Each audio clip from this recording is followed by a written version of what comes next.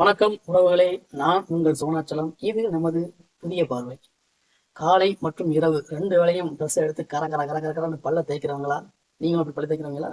அப்போ நமக்கு தான் இந்த பதிவு. என்னன்னா, பல்லு தேய்க்கிறதுனால சில பிரச்சனைகள் வருது. என்ன மாதிரி அப்படின்னா, பல்லுல அந்த ஈறுல ரத்த கசிவு ஏற்படுது. பல்ல ஆட்டினோம்னா ஆடுது. அதுக்கு அடுத்தால பார்த்தா அந்த ஈறுல சலம் வச்சிருது. இதனால பல்லு சீக்கிரம் ஆடுது, பல்லு விழுந்துடும் செய்யுது. இந்த மாதிரி பிரச்சனைகள் நிறைய பேருக்கு இருக்கு. பல்ல வந்து நம்ம தேய்க்கிறதுனால 2 வேளையும் தேய்க்கிறதுனால தான் இந்த பிரச்சனை. பல்லு தேய்க்காம இருக்க முடியாது. அதுக்காக பல்லு தேய்க்கிறதுக்கு பதிலாக நம்ம பல்ல விளக்குவோம். பல்ல விளக்குவது எப்படி அப்படின்னு இந்த வீடியோவில் பார்ப்போமா?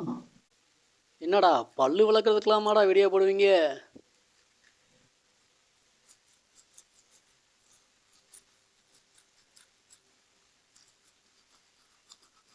நான் பயன்படுத்துறது பற்பொடி தான். என்னோட பற்பொடியில் உப்பு மட்டும் கிடையாது.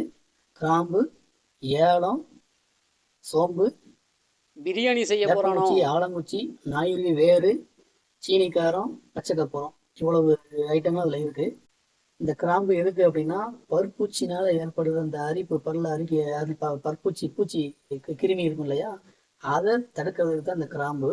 ஏலம் எதுக்கு அப்படின்னா, வாய் மணக்கிறதுக்கு. சோம்பு எதுக்குன்னா, வாயோட துர்நாற்றத்தெல்லாம் போக்குறதுக்கு. வேப்பங்குச்சி, ஆலங்குச்சி உங்களுக்கே தெரியும். சீனிக்காரம், அப்புறம் பச்சை கற்பூரம். இது எதுக்கு அப்படின்னா, பற்களில் உள்ள கரைகளை நீக்கிறதுக்கு. பீடி, சிகரெட்டு, புகையிலை இதெல்லாம் பயன்படுத்துறோம் இல்லையா, அதில் உள்ள கரை, அந்த மஞ்சள் கரை, பச்சை கரை, இந்த கரைகளை ஃபுல்லாக நீக்கிறதுக்கு இந்த சீனிகாரமும் பச்சை கற்பூரமும் பயன்படுது. இது சமூலம். நாயுருவி சமூலம்னா என்னன்னா, இந்த செடி வேறு, அதனுடைய பூ, விதை எல்லாமே தான். சரியா? அது அது எதுக்கு அப்படின்னா, பற்களை நல்லா, ஈறுகளை நல்லா கட்டிப்படுத்தி பலப்படுத்தும். இப்போ பல்லு விளக்குறதை பற்றி ஒரு தெளிவான பார்வை ஏற்பட்டுருக்கணும் நமக்கு. இந்த பற்பொடியை நம்ம வீட்டிலே தயாரிக்கலாம். இந்த பற்பொடியை எப்படி தயாரிக்கணும் அப்படின்னு நீங்கள் தெரிஞ்சுக்க விருப்பப்பட்டீங்க அப்படின்னா கமெண்ட்ல பதிவிடுங்க. அடுத்த காணொலியில் பற்பொடி எப்படி தயாரிக்கிறது அப்படிங்கிறத பார்ப்போம். அப்புறம் இன்னொன்று, நம்ம ப்ரெஷ்ஷை வந்து பரட்டையாக ஆகிற வரைக்கும் வச்சு தேய்ச்சிட்டு இருக்கக்கூடாது. ப்ரெஷ்ஷை வந்து அந்த பிரிசில்ஸு, அந்த தூரிகைகள் வந்து சாஃப்டாக இருக்கிற மாதிரி, மென்மையாக இருக்கிற மாதிரி ப்ரெஷ்ஷை பார்த்து வாங்குங்க. ஒரு 3 மாதம் மட்டும் யூஸ் பண்ணுங்கள், இல்லை 2 மாதம் யூஸ் பண்ணுங்கள். யூஸ் பண்ணிவிட்டு வேறு புது ப்ரெஷ் வாங்கிக்கோங்க.